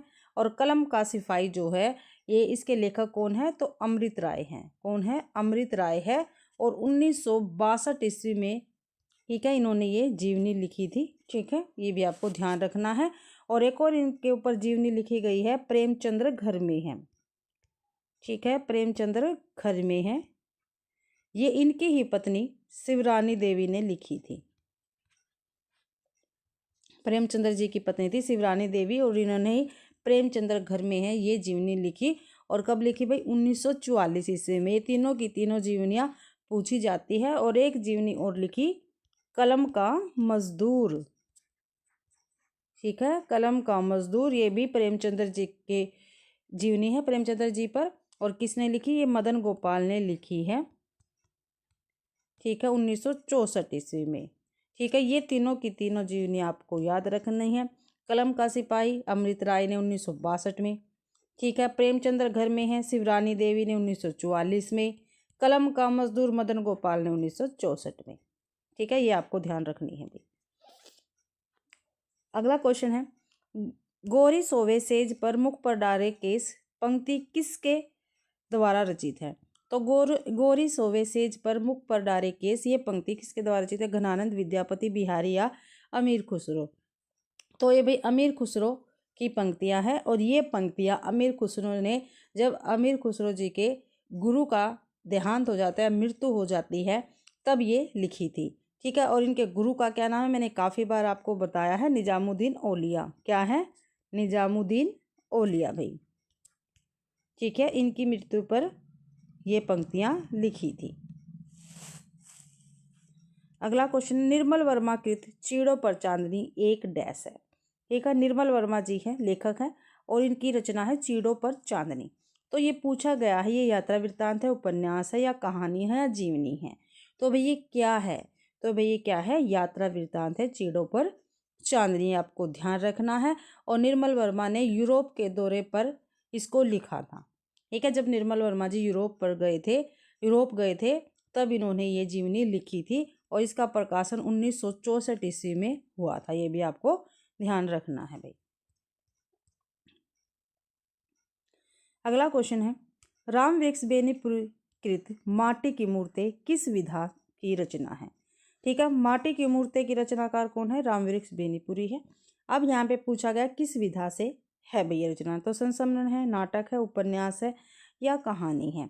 तो भाई माटी की मूर्ति क्या है, एक संस्मरण रहेगा, ये आपको ध्यान रखना है। और इनके काफ़ी महत्वपूर्ण और भी संस्मरण है राम वृक्ष बेनीपुरी के। कौन कौन से हैं, माटी की मूर्ति हो गया। ठीक है, ये 1946 में प्रकाशित हुई थी भाई। ठीक है, फिर इनका है गेहूं और गुलाब, काफ़ी बार पेपर में पूछा गया है। ठीक है, गेहूं और गुलाब, इसका प्रकाशन भाई 1950 ईस्वी में हुआ था। लाल तारा, ठीक है, इसका प्रकाशन 1938 में हुआ था। और एक और इनका संस्मरण है मील के पत्थर, ये आपको ध्यान रखना है। अगला क्वेश्चन है, जायसी की काव्य भाषा थी। तो जायसी की काव्य भाषा क्या थी भाई, अवधी, खड़ी बोली, ब्रज, या राजस्थानी। तो जायसी की भाषा क्या थी, अवधी थी। ये आंसर अपना बिल्कुल सही रहेगा। और जो जायसी जी है ये निर्गुण भक्ति धारा के प्रेमाश्री शाखा के कवि हैं। ठीक है, कल भी मैंने आपको बताया था कल की क्लास में। ठीक है, और इनके गुरु का क्या नाम है, सूफी फकीर शेख मोहिद्दीन या मोहिद्दीन। ठीक है, मैंने अभी भी बताया था। और शेर शाह के ये समकालीन थे, ये भी आपको ध्यान रखना है। ठीक है, और अमेठी के निकट जायस में ये रहते थे। ठीक है, जो इनके गुरु है, ठीक है, किसके समकालीन थे, ये आपको ध्यान रखना है। ठीक है, ये आपको ध्यान रखना है भाई। ठीक है, देखो मैंने अभी ऊपर आपको बताया था, जो भाई खुसरो जी है, ठीक है, उनके कवि का उनके गुरु का क्या नाम था, निजामुद्दीन औलिया। और जो ये जायसी है इनके गुरु का क्या नाम है, सूफी फकीर शेख मोहिद्दीन। ठीक है, याद रखना है। अगला क्वेश्चन है, मित्र संवाद किसके बीच होने वाले पत्रों का संकलन है। काफ़ी बार पेपर में पूछा गया। अभी जो मित्र संवाद है, ठीक है, ये क्या है, पत्र है। ठीक है, पत्रों का संकलन है। किस किस के बीच में पत्राचार हुआ था। तो रामविलास शर्मा और निराला, रामविलास शर्मा और नागार्जुन, रामविलास शर्मा और नामवर सिंह, रामविलास शर्मा और केदारनाथ अग्रवाल। तो डी आंसर बिल्कुल सही रहेगा। रामविलास शर्मा और केदारनाथ अग्रवाल के बीच होने वाले पत्रों का संकलन है मित्र संवाद। ठीक है, और इसका प्रकाशन रामविलास शर्मा ने 1962 ईस्वी में करवाया था। ठीक है, और इनके अन्य पत्र है आपस की बात, काफी महत्वपूर्ण पत्र है भाई ये भी। ठीक है, रामविलास शर्मा जी के। अगला क्वेश्चन है दिनकर का काव्य नहीं है। तो इसमें से जो रामधारी सिंह दिनकर जी हैं इनका कौन सा काव्य नहीं है? उर्वशी, हुंकार, रेणुका तो है, लेकिन जयद्रथ वध इनका काव्य नहीं है। ठीक है, ये आपको ध्यान रखना है। जयद्रथ वध किसका है? मैथिली शरण गुप्त जी का रहेगा। ठीक है, मैथिली शरण गुप्त जी का है जयद्रथ वध। ठीक है, काफी महत्वपूर्ण है भाई। ठीक है, मैथिली शरण गुप्त जी द्वारा रचित है जयद्रथ वध। ठीक है, और ये क्या है, किस विधा का है? तो ये भाई खंड काव्य है। क्या है ये? खंड काव्य है। ठीक है, इसका प्रकाशन 1910 ईस्वी में हुआ था। ठीक है, और ये हरिगीतिका छंद में लिखा गया है। ठीक है, हरिगीतिका छंद में लिखा गया जयद्रथ वध। ठीक है, ये आपको ध्यान रखना है। और मैथिली शरण गुप्त जी को हरिगीतिका छंद का बादशाह कहा जाता है, ये भी ध्यान रखना, पेपर में पूछा जाता है। अगला क्वेश्चन है युद्ध यात्रा किसके रिपोर्टाजों का संकलन है? तो जो युद्ध यात्रा है ये किसके रिपोर्टाजों का संकलन है भाई? फणीश्वर नाथ रेणु, राग्य राघव, विवेक किरो या धर्मवीर भारती। तो युद्ध यात्रा भाई धर्मवीर भारती के रिपोर्टाजों का संकलन है, ये आपको ध्यान रखना है। फणीश्वर नाथ रेणु जी की कौन कौन सी है? ऋणजल, धनजल। ठीक है, नेपाली क्रांति यात्रा, श्रुत अश्रुत पूर्व, एकलव्य के नोट्स। ठीक है, ये फणीश्वर नाथ रेणु जी के रिपोर्टाज है, याद रखना रिपोर्टाज है ये। ठीक है, रागे राघव का है तूफानों के बीच। रागे राघव जी का कौन सा? तूफानों के बीच। और विवेक राय का है जुलूस रुका है और बाढ़। ठीक है, बाढ़ फिर बाढ़। ठीक है, ये है। ठीक है, विस्मय आदि चिन्ह इनके बाद लगी हुई हैं। अगला क्वेश्चन है बनारसी दास द्वारा लिखित अर्धकथा एक डैश है। तो क्या है ये अर्धकथा? क्या है? जीवनी है, उपन्यास है, आत्मकथा है, कहानी है।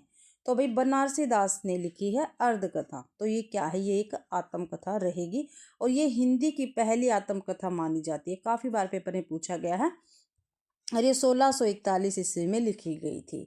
ठीक है, और हिंदी में आधुनिक ढंग की पहली आत्मकथा ठीक है कौन सी मानी जाती है? तो मेरी आत्मकथा मानी जाती है। श्याम सुंदर दास जी ने इसको लिखा था और 1941 में इसका प्रकाशन हुआ था। मेरी आत्म कहानी, सॉरी आत्मकथा नहीं, आत्म कहानी भाई। ठीक है, अगला क्वेश्चन निम्नलिखित में से कौन सा सुमेलित नहीं है? तो कौन सा सुमेलित नहीं है? शेखर जोशी। ठीक है, दाजू बिल्कुल सही है। धर्मवीर भारती, सिक्का बदल गया, यही सही नहीं है। निर्मल वर्मा परिंदे, कृष्णा सोबती, बादलों के घेरे। ठीक है, जो सिक्का बदल गया है ये धर्मवीर भारती जी की रचना नहीं है भाई। ठीक है, सिक्का बदल गया कृष्णा सोबती जी की का है भाई रचना ये। ठीक है, कृष्णा सोबती जी की रचना रहेगी। ठीक है, ये आपको ध्यान रखना है। और धर्मवीर भारती द्वारा ठीक है काफ़ी महत्वपूर्ण कहानी संग्रह लिखे गए हैं धर्मवीर भारती के। देखते हैं कौन कौन से। मुर्दों का गांव है भाई। ठीक है, मुर्दों का गांव, स्वर्ग और नरक, स्वर्ग और पृथ्वी, नरक नहीं पृथ्वी है भाई। चांद और टूटे हुए लोग,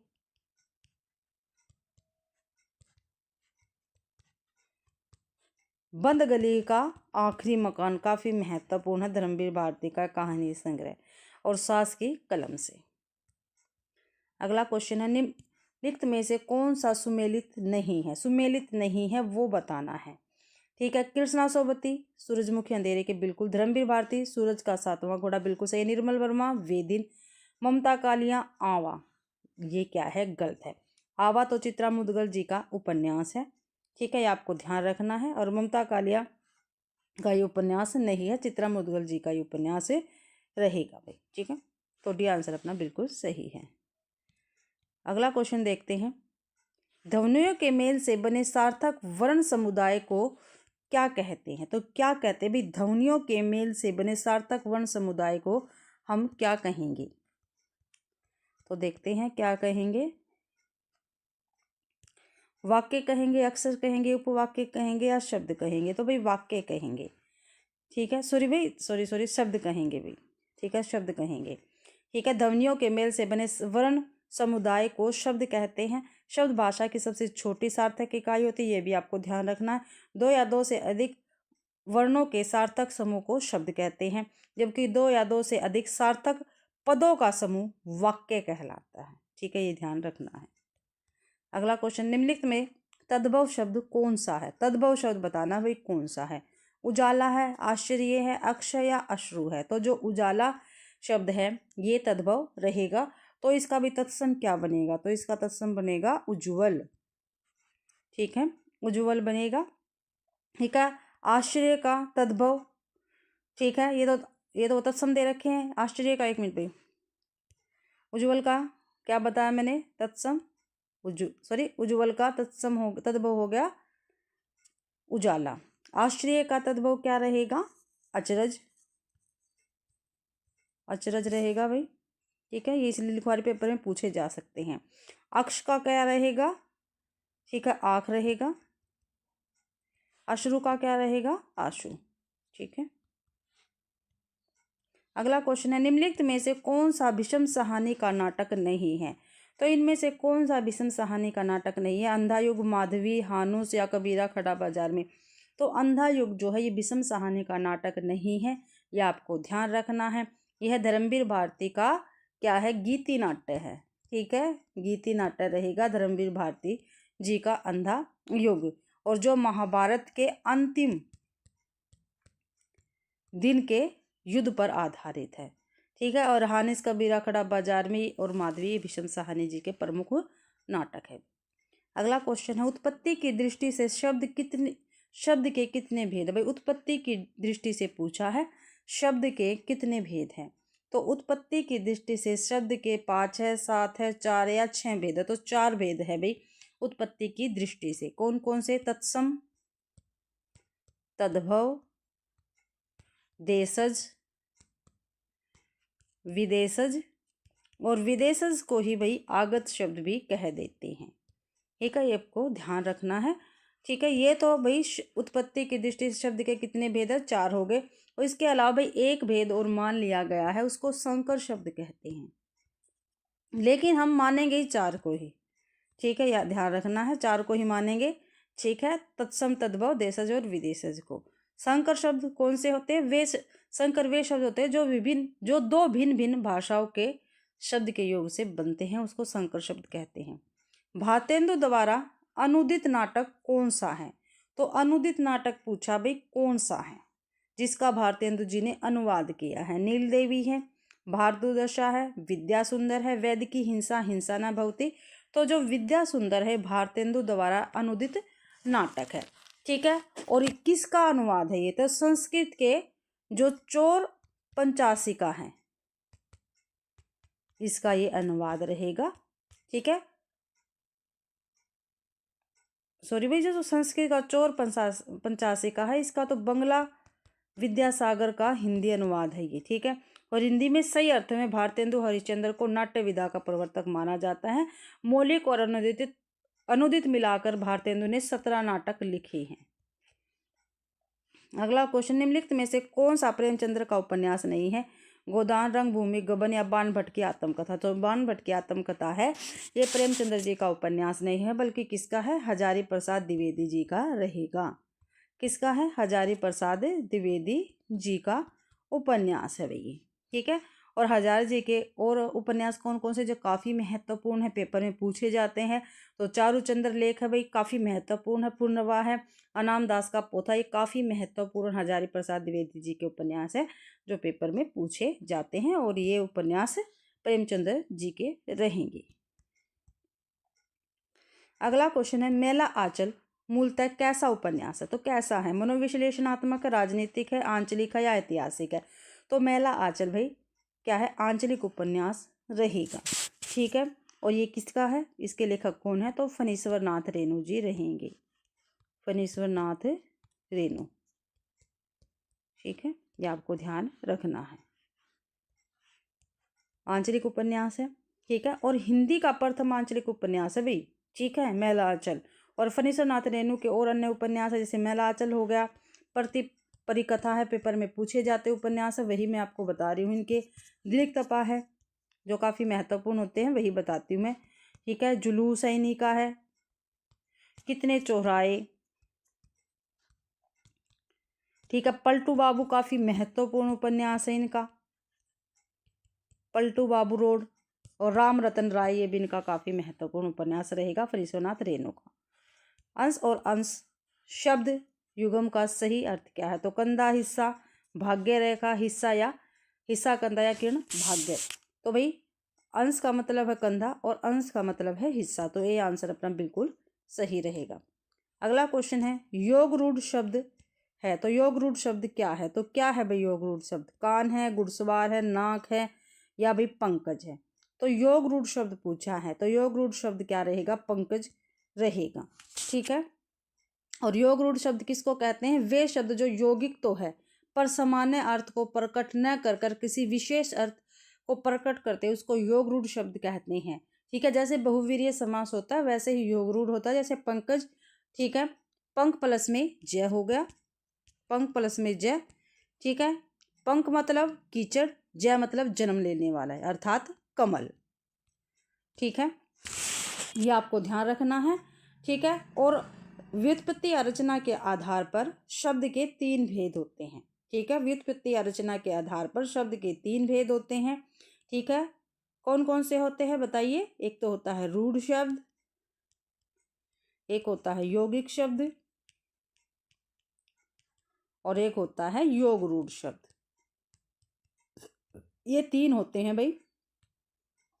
ठीक है, रूढ़ शब्द किसको कहते हैं? जो शब्द किसी अन्य शब्दों के योग से न बने और जिनके सार्थक खंड न हो, उसको रूढ़ शब्द कहते हैं। जैसे भाई पेड़ हो गया, ठीक है, घर हो गया, नदी होगी, कान होगी, नाक हो गए। ठीक है, ये किसी के मेल से नहीं बन रहे, इनके कोई सार्थक टुकड़े भी नहीं हो सकते। योग रूढ़ किसको कहते हैं? योग रूढ़ जो 2 या 2 से अधिक सार्थक शब्द है भाई, 2 या 2 से अधिक। ठीक है, उनके मेल से बने शब्दों को यौगिक कहते हैं। ठीक है, यौगिक शब्द। ठीक है, यौगिक शब्द किसको कहेंगे? 2 या 2 से अधिक सार्थक शब्दों के मेल से बने हो और वे यौगिक शब्द कहलाएंगे। जैसे विद्यालय, विद्यालय 2 से मिला है, विद्या प्लस में आलय। ठीक है, ऐसे ही गुड़ प्लस में सवार, ये भी यौगिक शब्द है, और योग रूढ़ मैंने आपको बता दिया पहले ही। अगला क्वेश्चन है कौन सा रामविलास शर्मा की पुस्तक नहीं? भाई कौन सी रामविलास शर्मा की पुस्तक नहीं है? प्रेमचंद्र और उनका युग, रसमीमांसा, भाषा और समाज, आस्था और सौंदर्य। तो देखो प्रेमचंद्र और उनका युग तो रामविलास शर्मा की है, भाषा और समाज भी रामविलास शर्मा की है, आस्था और सौंदर्य भी रामविलास शर्मा की है, लेकिन रसमीमांसा जो है ये रामविलास शर्मा की पुस्तक नहीं है, बल्कि ये रामचंद्र शुक्ल जी की पुस्तक है। किसकी है? रामचंद्र शुक्ल जी की पुस्तक रहेगी। ठीक है, ये आपको ध्यान रखना है भाई। ठीक है, ये आपको ध्यान रखना है। और जो रामविलास शर्मा है ये मार्क्सवादी आलोचक या प्रगतिवादी आलोचक कहे जाते हैं भाई। ठीक है, आगे देखते हैं। विचार और वितर्क किसके निबंधों का संग्रह है? तो किसके निबंधों का संग्रह है विचार और वितर्क? मैंने पहले भी आपको बताया, अभी थोड़ी देर पहले भी बताया। रामचंद्र शुक्ल, महावीर प्रसाद द्विवेदी, रामविलास शर्मा या हजारी प्रसाद द्विवेदी। तो विचार और वितर्क हजारी प्रसाद द्विवेदी के निबंधों का संग्रह रहेगा। ठीक है, और इनके अन्य निबंध कौन कौन से हैं? अशोक के फूल, कल्पता, मध्यकालीन धर्म साधना, विचार प्रभाव, कुटुज। कुटुज काफ़ी महत्वपूर्ण है, काफ़ी बार पूछा जाता है। आलोक पर्व भी काफ़ी बार पूछा गया है। और साहित्य सहचर्य, ये हजारी प्रसाद द्विवेदी जी के निबंध हैं। अगला क्वेश्चन है अग्रगामी का विपरीतार्थक शब्द क्या है? ठीक है, अग्रगामी का विपरीतार्थक शब्द क्या है? तो द्रुतगामी, पश्चगामी, ऊपरीगामी या ऊर्ध्वगामी। तो पश्चगामी रहेगा। क्या भाई? पश्चिम